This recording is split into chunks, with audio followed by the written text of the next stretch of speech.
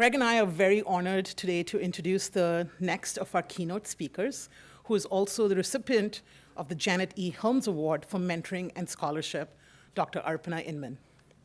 Dr. Inman received her PhD in counseling psychology from Temple University, and she's currently the chairperson of the Department of Education and Human Services and professor in counseling psychology at Lehigh University. She was a Nehru Fulbright Scholar at the National Institute of Mental Health and Neuroscience in India. Her scholarly interests include international psychology, multicultural competencies, social justice in supervision and training, South Asian immigrant diasporic identity, and mental health disparities. She recently co-hosted the first DVD series on supervision models published by APA. She is a co-founder of the South Asian Psychological Network Association and director of the Community Voices Clinic, a school-based integrated care mental health center in Bethlehem, Pennsylvania. She's a fellow of the APA and Asian American Psychological Association and has held numerous leadership positions in these organizations. Currently, she's also the president of the Society of Counseling Psychology. On a personal note, 10 years ago, when I was writing my dissertation on South Asian women, I was desperately looking for research that spoke to the experience of my population. As you all know, research is often me-search, and oftentimes when we look to the literature to validate our experience, for some of us, the literature comes up sparse. Dr. Inman's work on the South Asian cultural value scale changed my life, changed my dissertation, and allowed me to get a PhD. But more importantly, it gave me a voice to my experience. It made me feel validated, seen, and heard, which as an immigrant in this country, sometimes is not the case. I'm reminded of Audre Lorde's quote that when I dare to be powerful, to use my strength in the service of my vision, then it becomes less and less important whether I'm afraid. Dr. Inman gave me courage, just like she gives courage to all of us in Division 17 and APA. So please join me in welcoming Dr. Inman.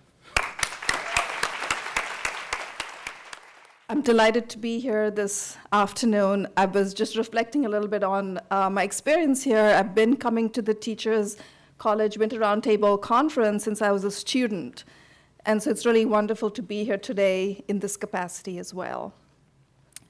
So I've been told that I have 50 minutes for this talk. And you know how we are as academics, we love to talk. So I'm afraid that at some point I'm going to start hearing music and it's going to get louder and louder like in the Oscars. And God forbid they, cut off my mic. So I'm going to get right to the point and start making my thank yous and acknowledgments. But jokes aside, I'm tremendously honored to receive the Janet E. Helms Mentoring and Scholarship Award today and to stand beside the many who have received this honor before me. Robert Carter, Frank Wu, Beverly Green, Joseph Ponterado, Rosie Bingham, Nancy Boyd Franklin, Helen Neville, Lillian Comos Diaz, Punky Hepner, and Marie Maville. Wow. What a distinguished group. When I received the email from Drs. Riddhi Sandil and Gregory Payton about receiving this award, I really couldn't believe it. I sat on the email for quite a while before I was ready to share this wonderful honor bestowed upon me. It took me a while to internalize what this meant to me because many of these individuals who've received this honor before me are my mentors. I have great admiration for the significant contributions they've made to the field, and their work has certainly influenced my academic journey, as I'm sure it's influenced several of yours. Also, I've been in awe of Dr. Helms. I was actually sharing earlier with a couple of my colleagues that I remember the first time I met Dr. Helms, it was in a bathroom. And I was a student, and I just didn't know how to talk to her at that time. But I've been in awe of her ever since I've read her work, and I see her as the Rosa Parks of counseling psychology with regard to her work on white racial identity.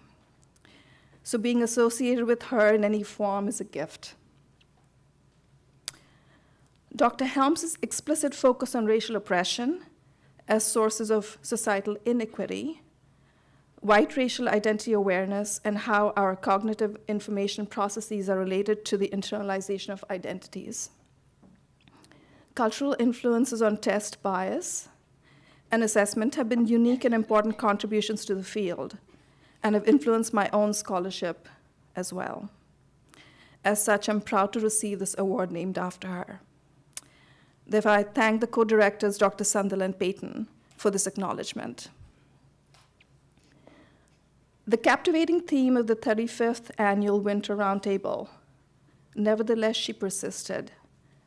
Power and patriarchy in psychology and education is very timely for me to consciously reflect on what it has meant to be a social justice scholar and mentor.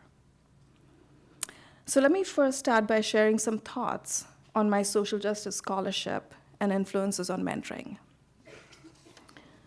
A focus on social justice is not new to us multicultural psychologists. This is certainly true of my academic and scholarly journey. Throughout my research and practice, I have examined conflicting identities and how issues of discrimination impact mental health and coping. I've seen how systems of oppression, inequality, or exploitation impact health disparities and access, as I've served the communities within my clinical work in the past, and more recently in Bethlehem, Pennsylvania. And I've seen how cultural insensitivity and lack of agency can influence clinical and supervisory relationships. What has become evident through my work is a need to make explicit issues that are implicit or under the radar, a need to lead and focus on advocacy, and even more, a need for a collaborative, action-oriented engagement to address socially relevant community change. This has occurred because of the growing minoritization of communities and challenging policies that affect lived experiences. Here I've come to appreciate the power of a marginalized collective that identifies shared group goals and promotes intergroup relations that benefit the collective. I see the salience of this both within scholarship and mentoring. With regard to mentoring, I'm still evolving as a mentor with each interaction that I have. However, the principles that define my mentoring relationships have developed from the works of several individuals. From Paulo Freire, I've learned that education is never a neutral process, but rather an active process. Moreover, given my focus on social justice and diversity, and the fact that many of us exist in spaces of marginalization, are minoritized or rendered invisible, I believe that we do not have a choice to be apolitical in our engagement. Thus, coming from a personal experience and research, for me, foremost, mentoring is about affirming identities and honoring intersectionality and the power of context. Second, and consistent with Paulo Freire's teachings, mentoring is about creating a space for critical consciousness, for creating awareness, decentering, and creating a realization in the service of action. Third, from Joe White and Paul Kivel, I draw on the ideas of empowering and developing leaders so as to create an intergenerational community of change agents. Consistent with my own communally-based upbringing, I see it as my social responsibility to build a community of activists and leaders who will carry on the legacies laid before them. We live in very challenging times. My intention here is to empower individuals, help develop group-level competencies, and build coalitions among members and groups to address issues that benefit all marginalized communities. So today, I speak to you about social justice mentoring and scholarship as a way to build communities of leaders and advocates. So in my talk, I'll focus on 3 areas. First, I will contextualize my journey.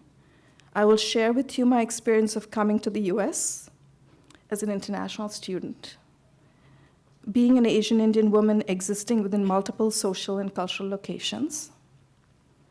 Second, I will highlight the influential individuals in my academic journey. And finally, I will share how my experience, research, and clinical work have shaped my mentoring style and desire to pay forward. My journey. I grew up and completed the majority of my education in India. Being raised within a household that was middle class, I often heard my father say that education was an important asset for a woman or a man to have. Grade school focused on rote memorization and being intelligent and smart, what one might consider a nerd in the US, made one part of the popular crowd in India. I was a mediocre student who struggled quite a bit within the system, which allowed little creativity. What I excelled in were extracurricular activities, such as sports, dance, music, making my parents wonder how I might actually progress to college. Once I graduated from high school, there were but 4 options: going into the arts or humanities, into the sciences, what you would consider medicine, engineering, or commerce, which is accounting. Grades certainly dictated your path, but once you chose your path, you had no going back or revisiting another career path. You were stuck. There was no questioning of how students might find the right career path, match the right person to the right occupation. So I didn't really receive any career counseling as I was growing up. Career choices were primarily guided by grades. So you had to study and get the right grades in order to pursue a particular career path. Traditionally in my community, students live at home, parents paid for the education, and commuting to school was minimal. In reflecting back, it became clear to me that I did not want to stay home and study. I loved the arts and painting and drawing, and I wanted to be a textile designer.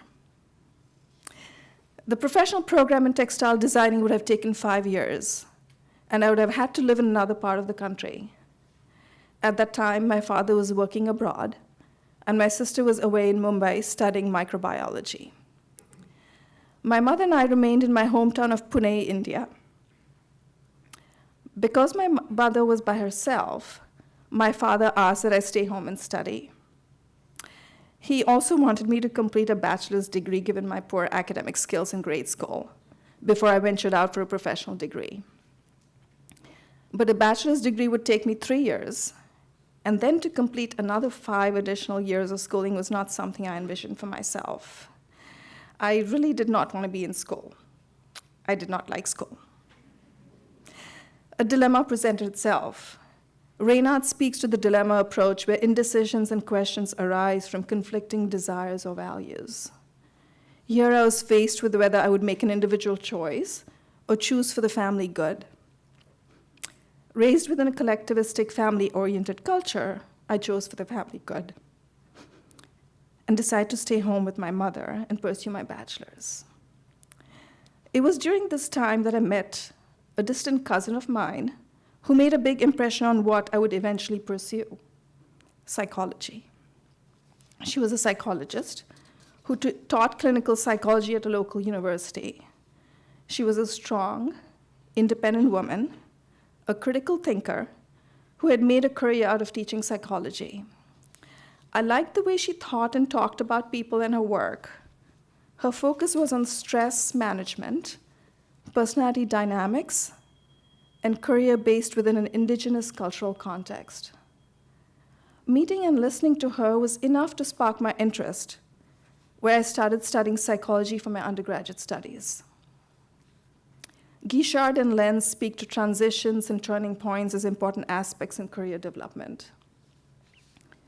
Meeting my cousin and the exposure to her work was a turning point for me. and I seemed to like the field and actually did well, to everyone's surprise, and went on to earn a master's degree at Pune University. As mentioned before, parents typically paid for all their education. However, at one point, I thought I would not be able to pursue my master's since my family was going through a rough patch with my father's job, who was the sole income bearer at that time. I thought I would have to give my dreams of completing my master's and getting a PhD. I had my whole life planned at 18 and 19 years of age with regard to my career path, quite consistent with the Indian culture. You go to school, you complete your education while living with your parents, get married, have children, and perhaps work or be a stay-at-home mom. It was easy to think this way, given the linear and focused way the Indian culture sees education and career choices in family life. You do not take breaks in education, and it's expected that you know what you're going to be doing by age 16. But life had other plans for me. While I was doing my master's, several of my friends had started going abroad to the US, and there was a push to go abroad from my mother. So I applied to only one university. I really was not interested in coming to the US.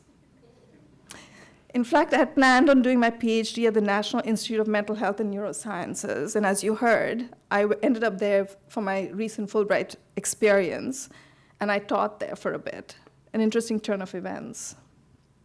Anyway, I applied to University of Wisconsin, and I was accepted. The US at that time, and I think it still doesn't, did not recognize a master's degree from India, and so I worked towards another master's in the US. So now remember, I really was not keen on being in the US. I hated school. I didn't want to be in school.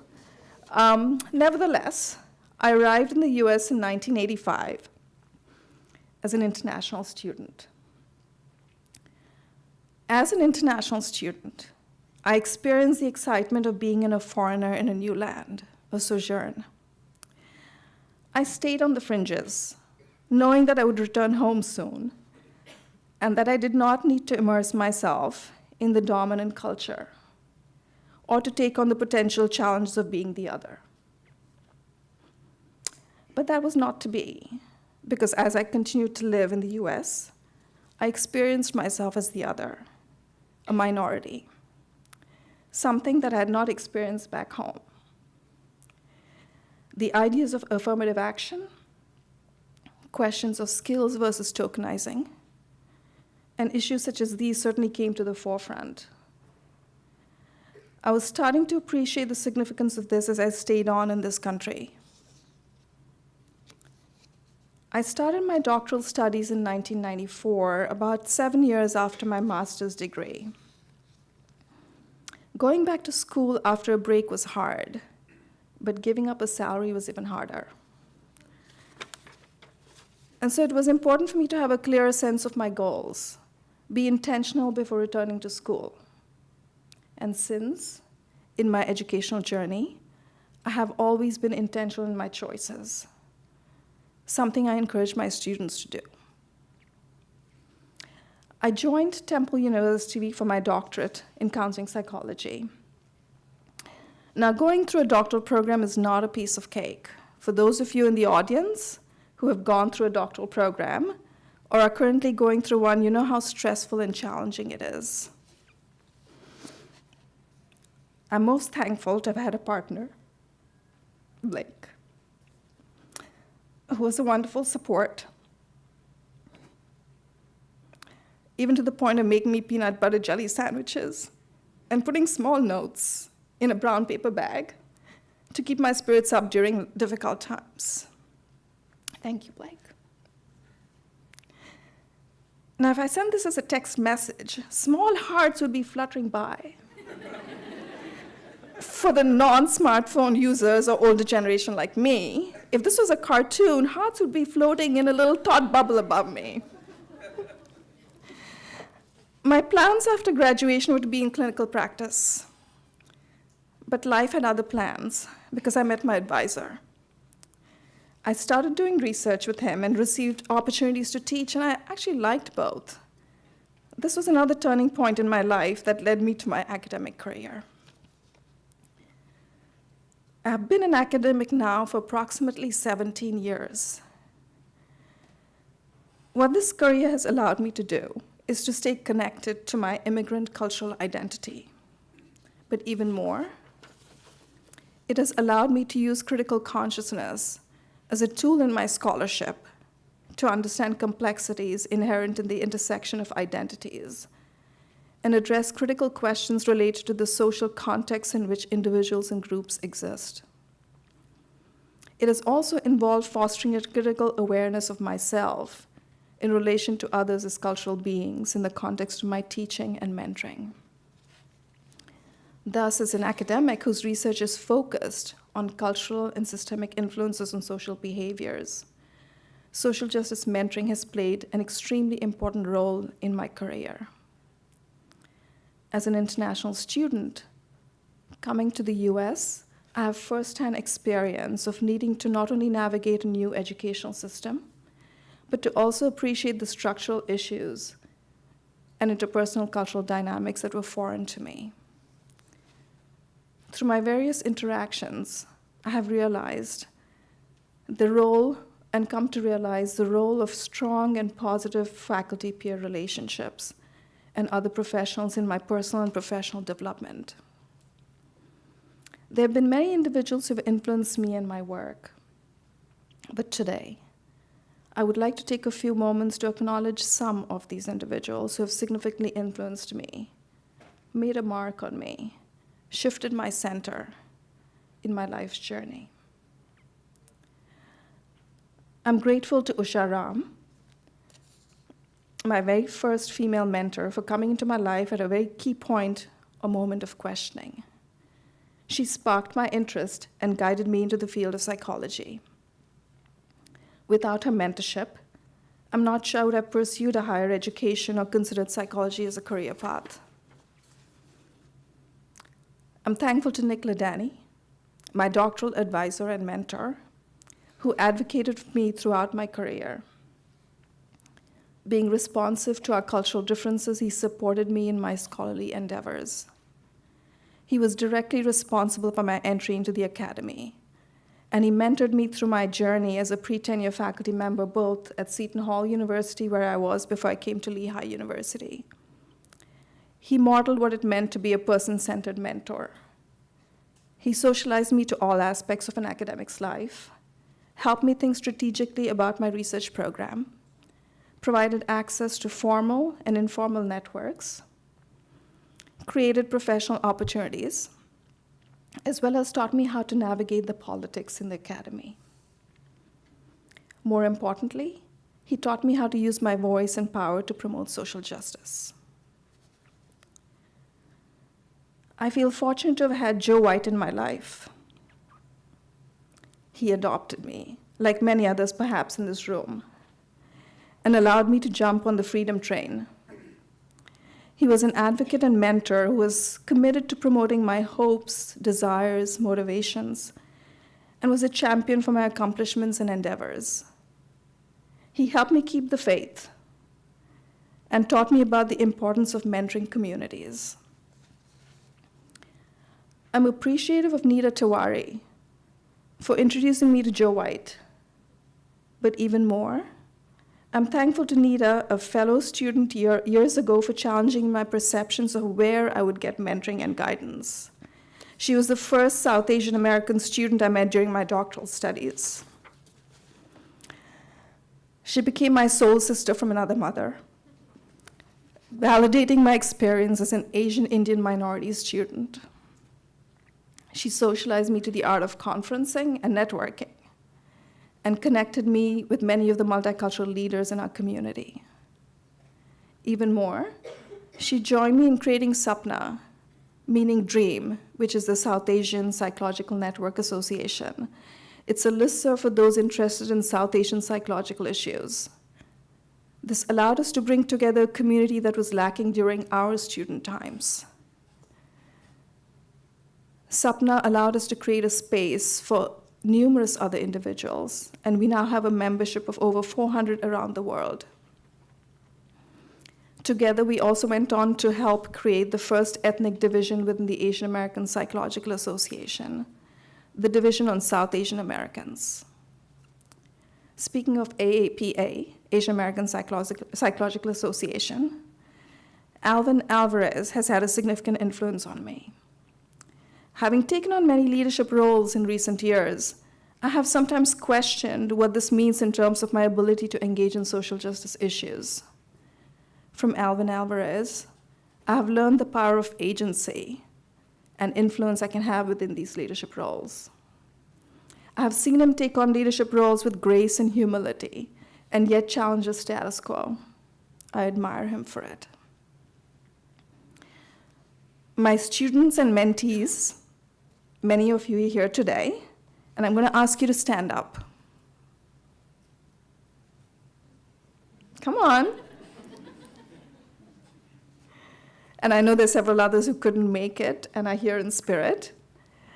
You have taught me about humility, to respect multiple voices and perspectives, engage in difficult dialogues, being flexible, using power effectively and respectfully, and thinking critically and concretely about social justice research, training, and advocacy. Thank you all for making me a better person and educator. Thanks. From my many social justice advocate friends and colleagues, I have learned the importance of self-reflectivity, maintaining hope, celebrating small and large successes, being open to possibilities, and being persistent. Finally, I would not be here today without my parents, who instilled in me values of integrity, fairness, inclusion, and the importance of education, identity, and community. Born into a culture that is predominantly patriarchal, my ability to achieve regardless of my gender was never questioned. I was provided with opportunities to reach my potential. This has certainly influenced my work, the lens through which I look at things, and my scholarship and advocacy interests. So let me share with you how my life's experiences so far, including my scholarship, have influenced my mentoring and desire to pay forward. Affirming identities and honoring intersectionality, recognizing the power of context is foundational to all that I do. My scholarship is focused on examining how ecosystems that encompass both interpersonal, such as family and community, and contextual, social, historical, political, immigrant, generational factors, influence internalization of cultural dynamics, the negotiation of identities, gender, race, class, and coping, such as sites of resilience and mental health, influence personal and professional cultural competencies. My work and research has positioned me to give voice to and advocate for marginalized communities, and this has been in the forefront of my social justice research agenda. My commitment to honoring intersectionality and context evolved out of my interest in understanding how identity is born in spaces of displacement, something that I have experienced living in this country. Kind of what Riddhi said about me research. What I have found is that my awareness as a cultural being has often gotten construed and reconstrued as I've moved in and out of contexts, from spaces where I do not need to explain myself to where these very cultural identities are heightened and emphasized. Thus, how tensions between multiple cultural identities are negotiated and maintained has been the impetus for my research on the diasporic experience of South Asian women and their identities. I have sought to bring this research into my teaching to expose students to the dilemmas and challenges of immigrant communities that have been invisible within the typical multicultural curriculum. My research on South Asian and Asian American communities post 9/11, and my recent work in the local Bethlehem communities with low-income, transitional communities has brought to the forefront issues of mental health disparities and inequities. I remember, as we were conducting focus groups with some of the parents and children in Bethlehem, one of my students said to me how difficult it was for him to hear about multi-family households, where different unrelated families took shifts so as to have a place to stay.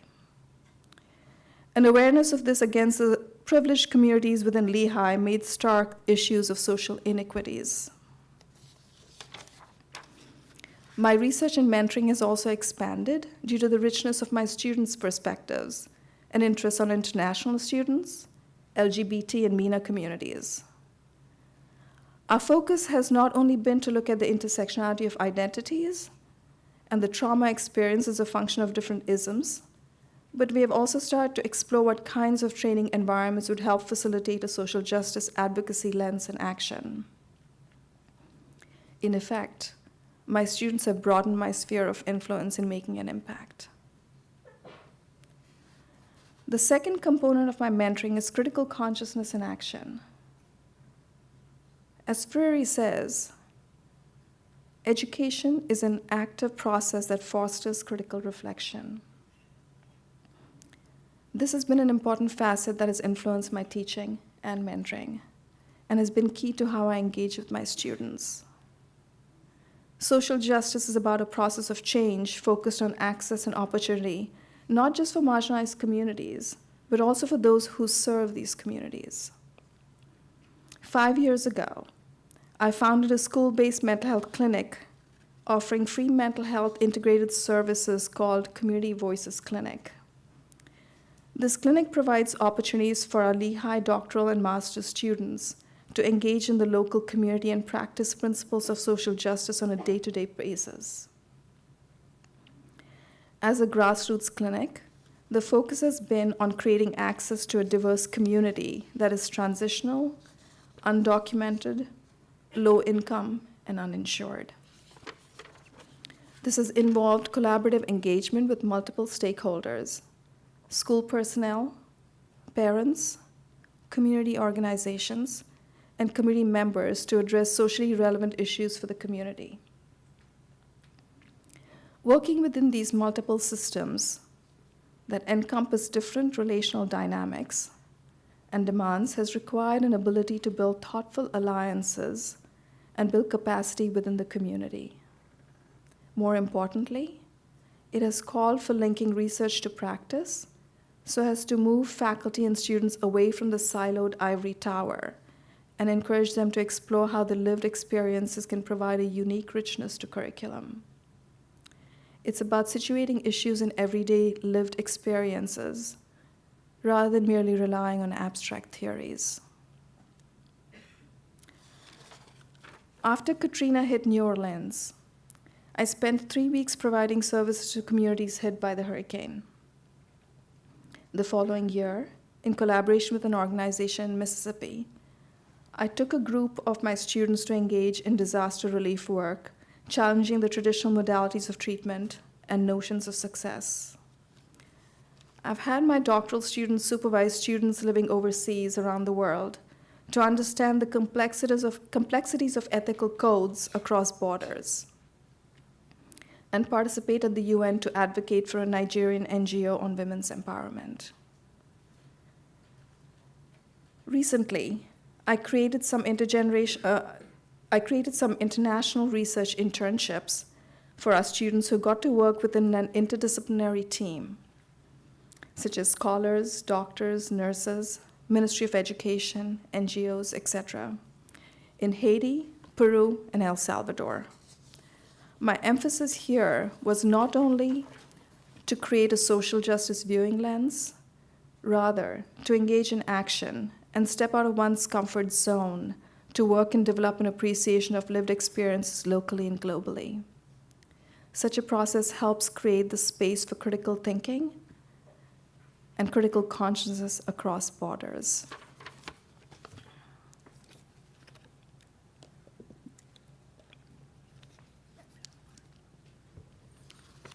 It's hard to talk for this long.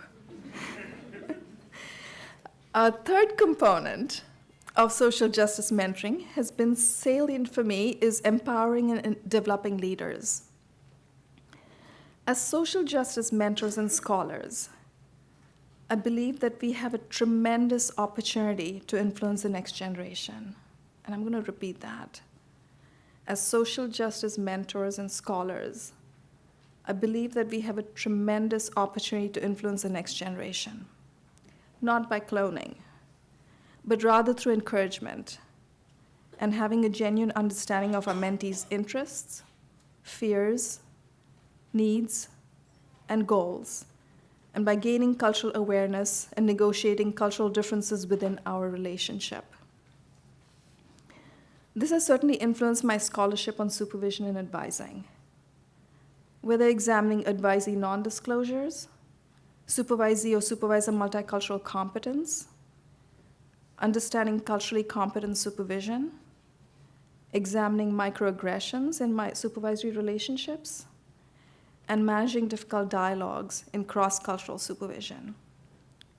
Moreover, I have used these tools in the supervision training that I provide.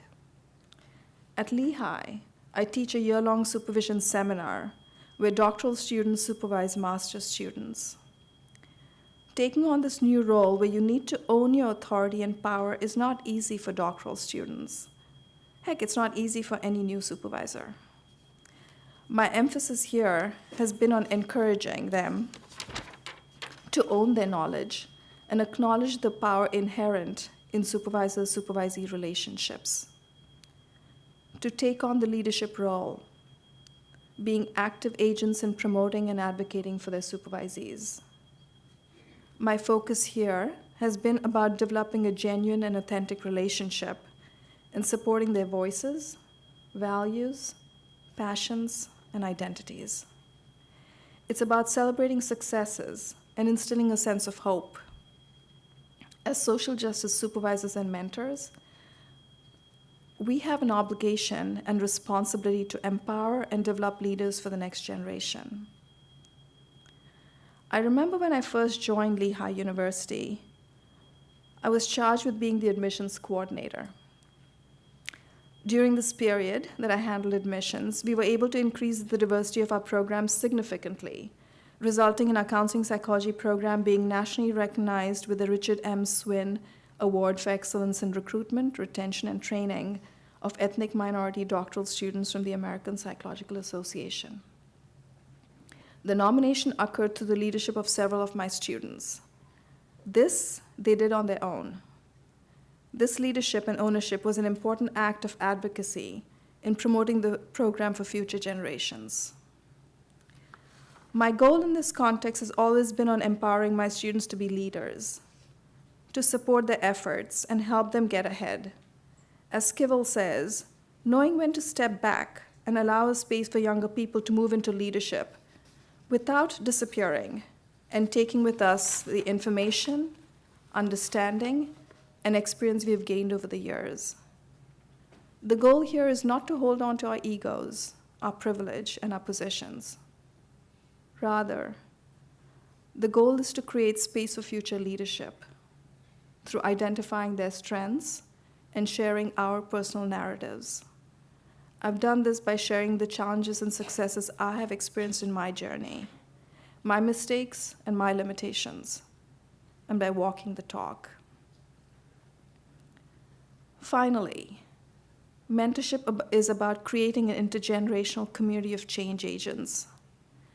Social justice is about systemic change, change that comes about through intergroup and intergenerational collaborations and social networks that work together for the common good. Above all, mentoring is about building a community that is locally, globally, and socially conscious and uses its shared power for the benefit of all. I've seen the salience of this through my work with my students. When I have taken on students as advisees, I have often spoken to the notion of entering the Inman family, and I've encouraged my senior students to mentor my junior students. It has been a very enriching experience for all my students, and I see strong bonds develop across cohorts, which seems to continue to this day.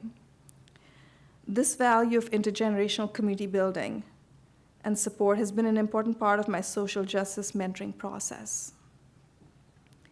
It values diversity, supports interdependence, promotes cooperation over competition, and more importantly, it has made for effective advocates and social change agents of my mentees. This has certainly been influenced by my collectivistic cultural values and importance of family and community. After all, it takes a community and a village to have a sustainable impact. Walking the social justice path is difficult, but an enriching one. As I look to the future of our field and reflect on my journey, I have realized that developing social justice scholars and leaders requires a personal commitment to the future generation. I have learned that mentoring can occur in many spaces and locations, and that no one mentor can provide all. It's a process that needs to be nurtured through sensitivity, honesty, trust, and reflection. Mentoring is about a relational engagement,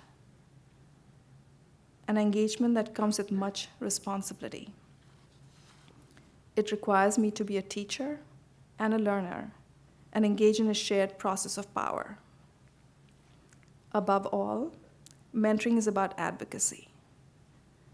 Mentoring and scholarship needs to provide opportunity and access and experiences that are contextualized to contexts and identities, acknowledging the power and privilege inherent in these spaces.